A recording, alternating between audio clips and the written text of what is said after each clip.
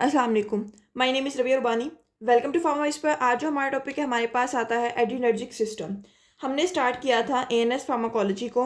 ANS pharmacology में हमने starting में पढ़ा था intro of autonomic nervous system. हमने सब डिविजन्स पढ़ी थी, उसकी इनोवेशंस पढ़ी थी। आज हम स्टार्ट करते हैं हमारा proper system which is adrenergic system. Adrenergic system में हम क्या करते हैं, हम डिटेल में इसके देखेंगे, इसके रिसेप्टर्स, इसकी न्यूरोट्रांसमिशन, और हम फिर देखेंगे एड्रीनर्जिक एगोनिस्ट और एंटागोनिस्ट। इस लेक्चर में एड्रीनर्जिक सिस्टम, न्यूरोट्रांसमिशन और हम इसके रिसेप्टर्स को डिस्कस करेंगे। बाकी जो लेक्चर्स आएंगे उनमें हम इसके एगोनिस्ट और एंटागोनिस्ट को डिस्कस करेंगे। फर्स्टली हम स्टार्ट करते हैं हमारा system which is adrenergic system. It refers to the network of nerve cells and receptors. ठीक है, हमारे पास इसमें क्या होता है, नर्व सेल्स और रिसेप्टर्स का नेटवर्क है in brain and body. Brain और बॉडी में डैट यूजेस, अब मेन चीज़ आ रही है, डैट यूजेस एड्रीनालिन और noradrenaline as primary neurotransmitter.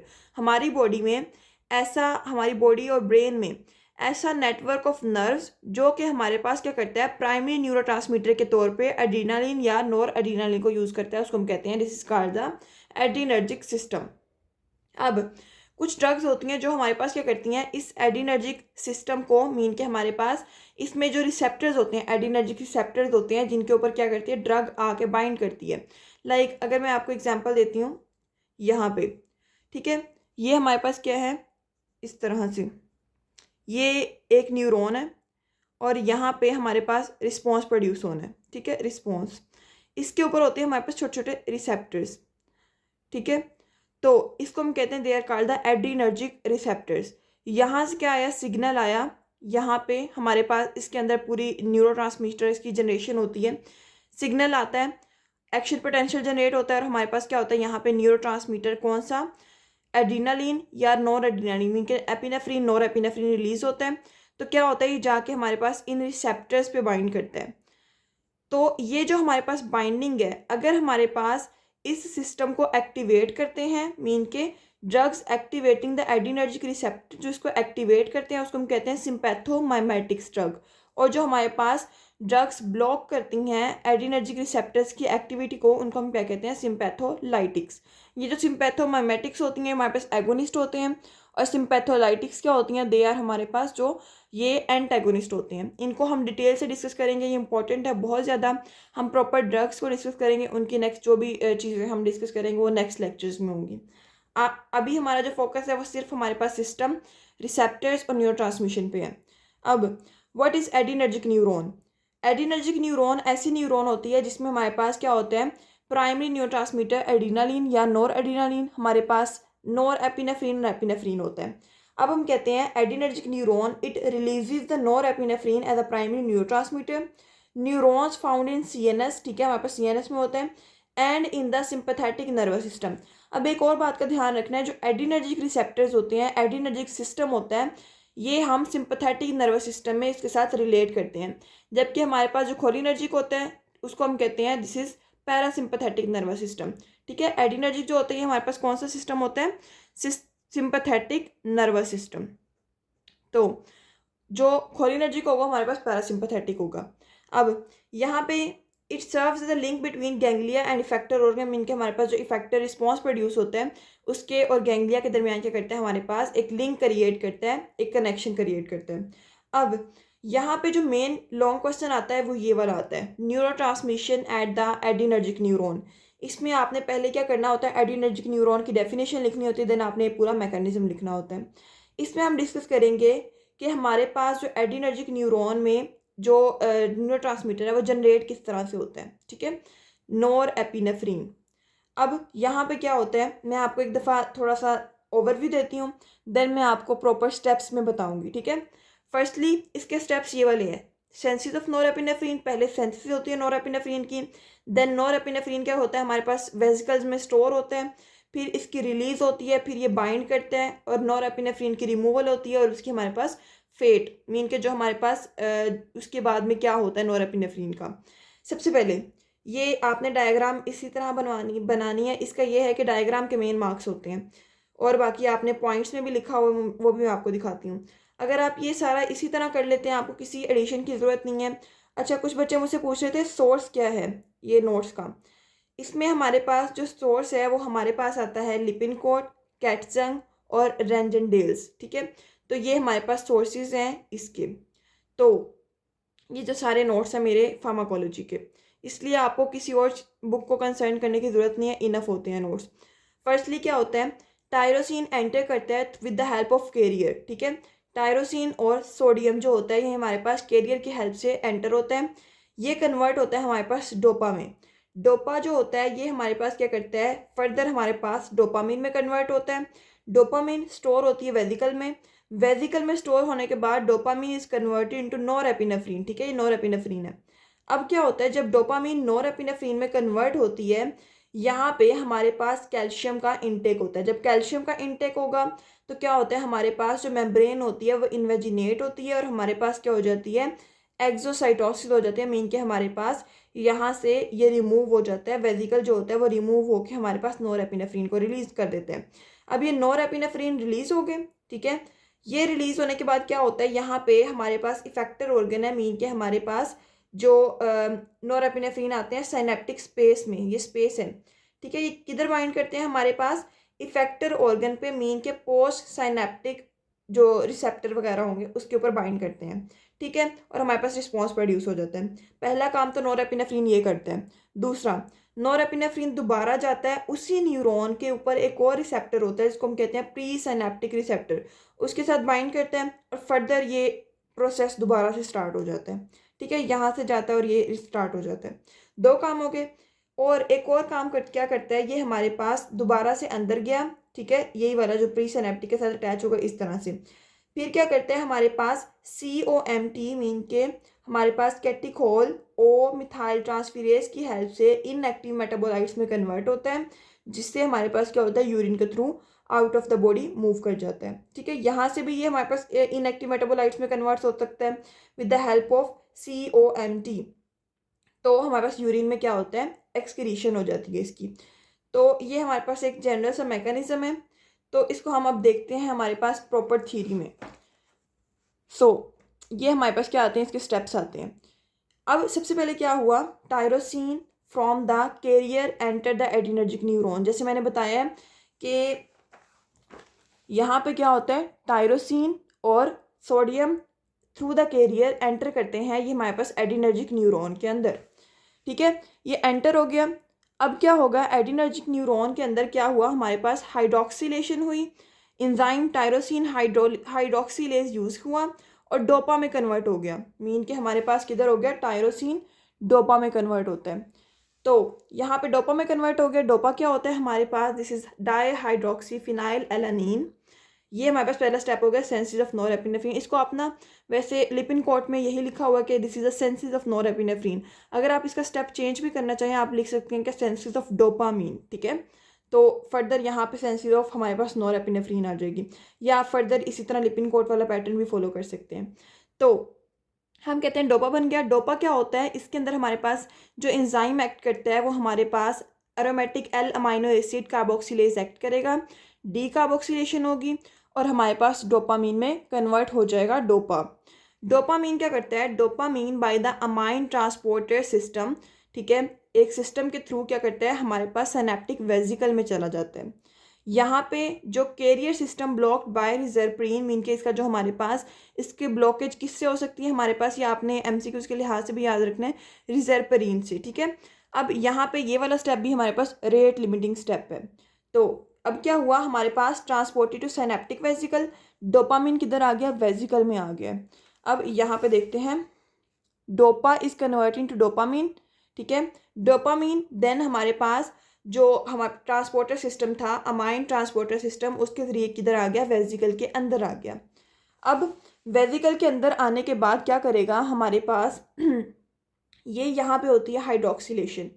Dopamine beta hydroxylase enzyme use होता है यहाँ पे, और क्या करता है, dopamine is converted into norepinephrine. Norepinephrine में कन्वर्ट हो गया with in the same vesicle. अब ये दोनों वेजिकल में ही हैं। अब क्या होता है यहाँ पे एक्शन पोटेंशियल आता है। जब एक्शन पोटेंशियल आएगा हमारे पास कैल्शियम का इन्फ्लक्स होगा।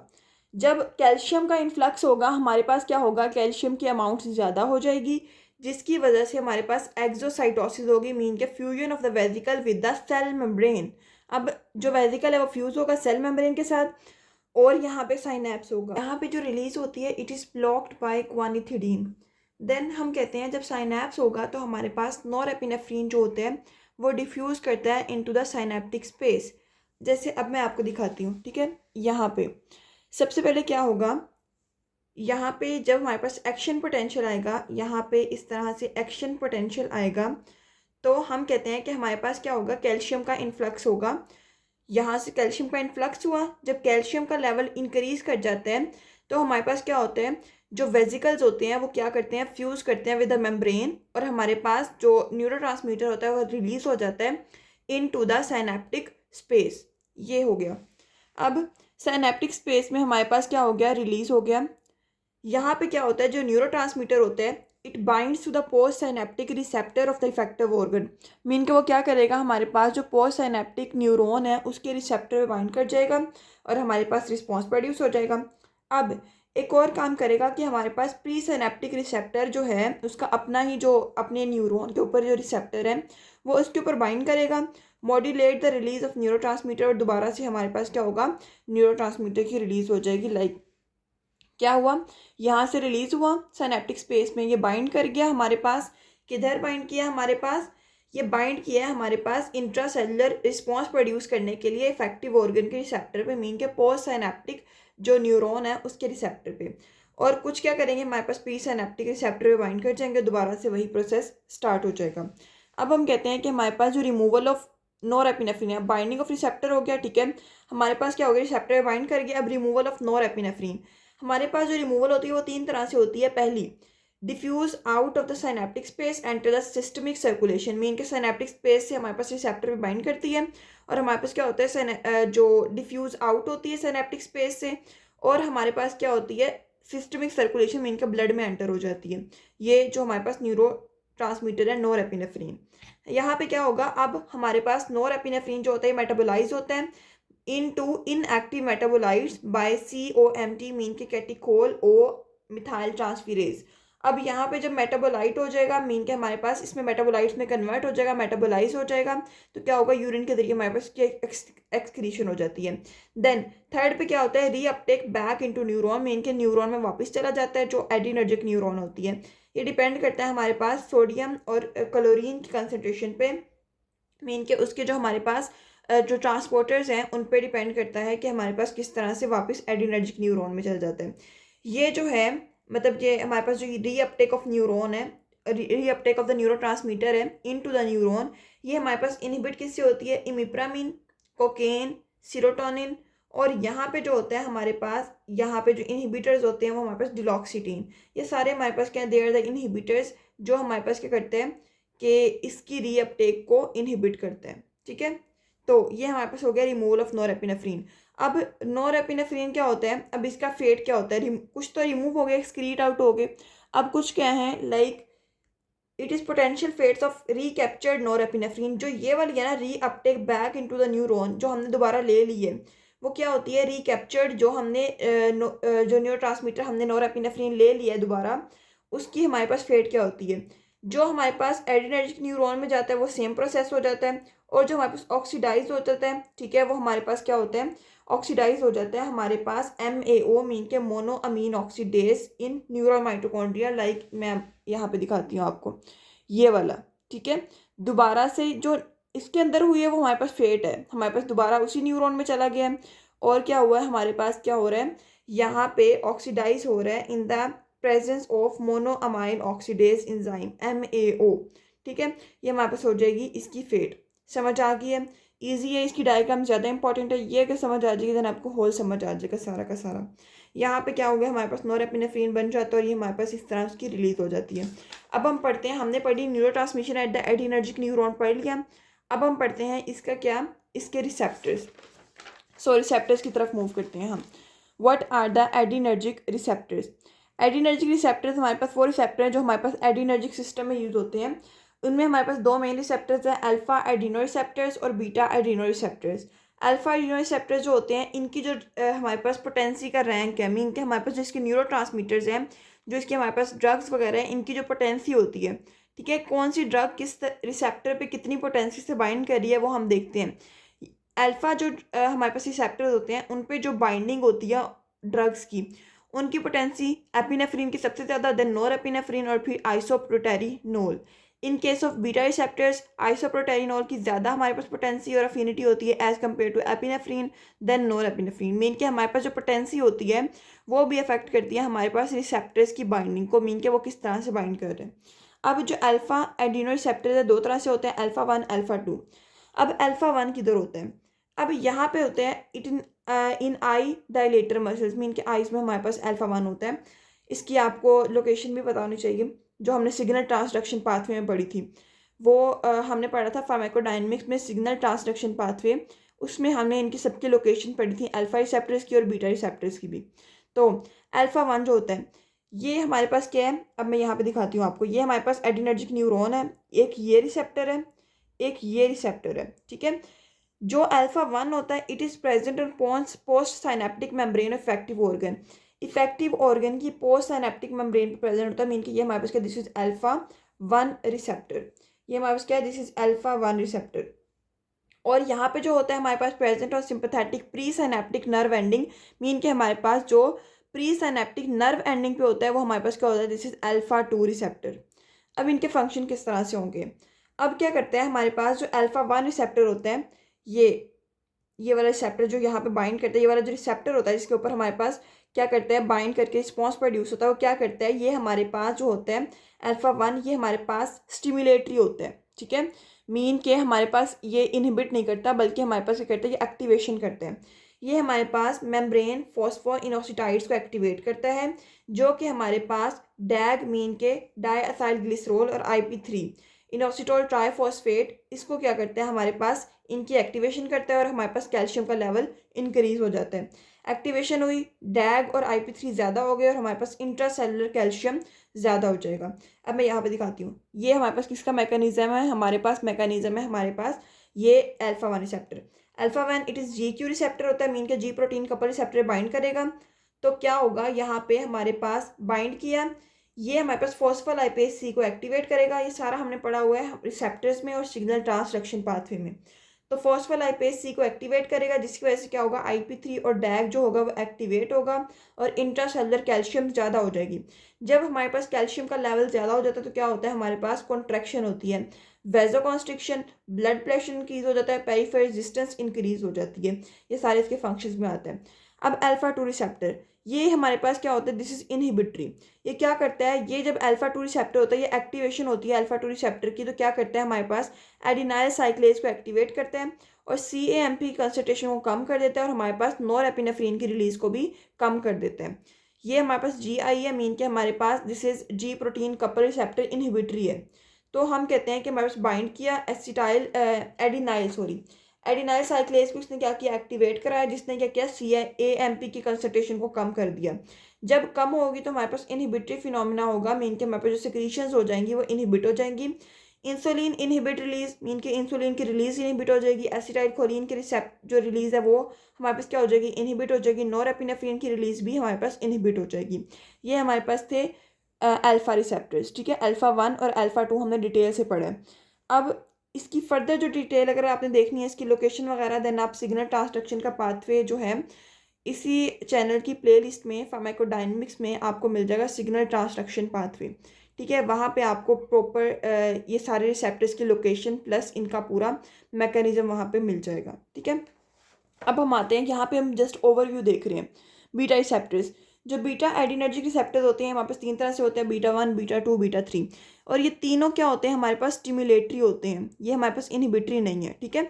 स्टिमुलेटरी होते हैं, जी प्रोटीन कपल रिसेप्टर जो होते हैं उन पे बाइंड करते हैं और हमारे पास क्या होते हैं, स्टिमुलेट करते हैं। अब दो का मैकेनिज्म सेम है, एक का डिफरेंट है। क्या होगा, क्योंकि उसके फंक्शंस डिफरेंट आ जाते हैं। अब जो B1 है, B1 क्या करता है हमारे पास, ये सारे हमारे पास स्टिमुलेटरी हैं, ये बाइंड करेंगे, एडिनाइल साइक्लेज को एक्टिवेट किया, CAMP की कंसंट्रेशन ज़्यादा हो जाएगी। बट इसके फंक्शन में हमारे पास कॉन्ट्रैक्शन होती है बीटा 1 के फंक्शंस में।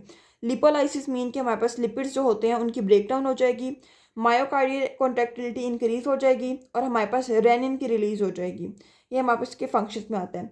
बीटा 2 और बीटा 3 क्या करते हैं, ये हमारे पास ये सेम फिनोमिना होता है। मीन के हमारे पास क्या होता है, एडिनाइल साइक्लेज को एक्टिवेट करेंगे, एडिनाइल साइक्लेज को एक्टिवेट करेंगे, CAMP कंसंट्रेशन को हमारे पास ज़्यादा कर देंगे, साइक्लिक एडिनो मोनोफॉस्फेट, ठीक है। तो इसको हमारे पास क्या करते हैं, इंक्रीज कर देते हैं, जिसकी वजह से ये दोनों सेम प्रोसेसेस हैं। रिलैक्सेशन होती है यहाँ पे, वेजोडाइलेशन हो जाती है, पेरिफेरल रेजिस्टेंस कम हो जाती है, ब्रोंकोडाइलेशन हो जाती है, ग्लूकागोन की रिलीज इंक्रीज हो जाती है और ग्लाइकोजिनोलाइसिस इंक्रीज हो जाती है। मीन के हमारे पास ग्लाइकोजन की जो ब्रेक डाउन है वो हमारे पास क्या हो जाती है, इंक्रीज हो जाती है। ये ओवरऑल फंक्शन आ जाते हैं हमारे पास बीटा 2 और बीटा 3 के। तो ये हमारे पास था एक कंप्लीट, ये इंपॉर्टेंट है, इसमें आपको लॉन्ग बन जाता है हमारे पास कि जो neuro transmission in adrenergic system, ठीक है, वो कंप्लीट हमारे पास एक लॉन्ग क्वेश्चन बनता है और इम्पॉर्टेंट भी है। बाकी ये जो है आपसे MCQ में पूछे जा सकते हैं, शॉर्ट क्वेश्चन में पूछे जा सकते हैं, what are the adrenergic receptors, और इसकी सारी डिटेल, ठीक है। होप से समझ आ गई। अगर कुछ नहीं समझ आए देन आप मुझसे पूछ सकते हैं, और डिस्क्रिप्शन में व्हाट्सएप ग्रुप का लिंक है, वहाँ से ज्वाइन करके आप नोट्स भी ले सकते हैं। जज़ाकल्लाह।